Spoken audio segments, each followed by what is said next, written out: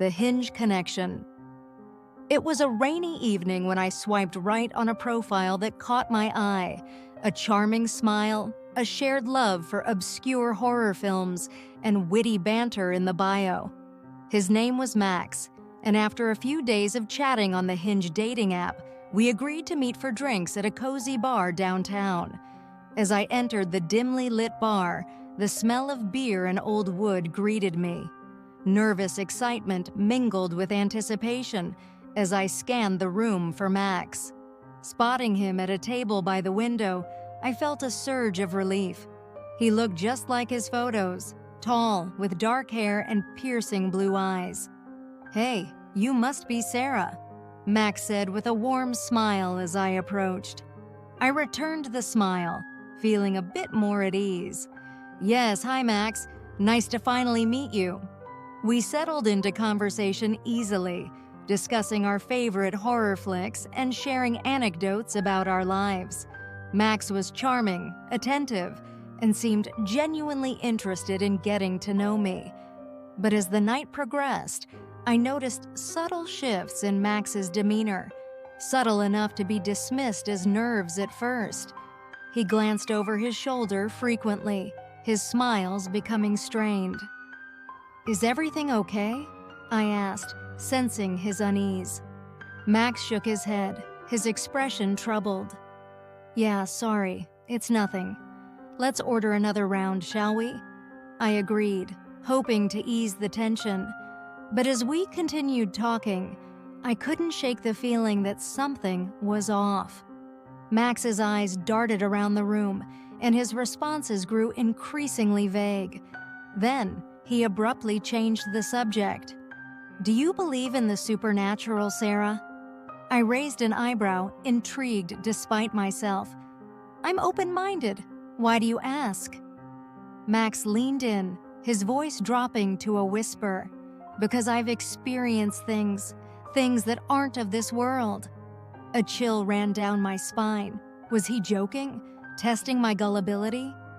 Before I could respond, Max abruptly stood up. "Let's get some fresh air," he suggested, his tone oddly urgent. I hesitated but followed him outside, feeling a knot of apprehension forming in my stomach. The night air was cool and misty, adding to the eerie atmosphere. "Listen, Sarah," Max began, turning to face me. "There's something I need to show you." I frowned, my unease growing. "What do you mean?" Without warning, Max led me down a dark alley adjacent to the bar. My heart raced as I realized I was alone with a virtual stranger in a deserted area. "What's going on, Max?" I demanded, my voice trembling. He stopped abruptly, his eyes gleaming with an intensity that sent a shiver down my spine. "I told you, Sarah, I've seen things that lurk in the shadows." Before I could react, Max pulled something from his pocket, a small, ornate box.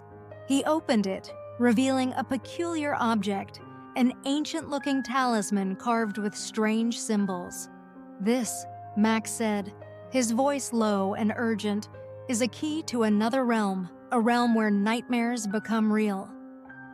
Panic surged within me as I realized the gravity of the situation.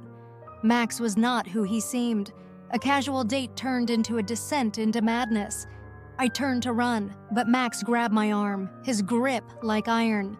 "You can't leave now," he hissed, his eyes wild. Adrenaline fueled my instincts as I wrenched free and bolted down the alley. Behind me, I heard Max's footsteps echoing in pursuit. I burst out onto the street, the rain now pouring down, obscuring my vision. I sprinted blindly, heart pounding, desperate to escape the nightmare. Miraculously, I found a cab and climbed in, giving the driver my address with trembling hands. As the city lights blurred past, I glanced back, half expecting to see Max's menacing figure in pursuit. Days later, I reported the incident to the police, but Max had vanished without a trace. His Hinge profile was deleted, leaving behind only haunting memories of a meetup gone horribly wrong. In the aftermath, I learned a valuable lesson. Beware of strangers behind charming profiles. The digital world can harbor dark secrets, and sometimes swiping right can lead you down a path of terror you never imagined.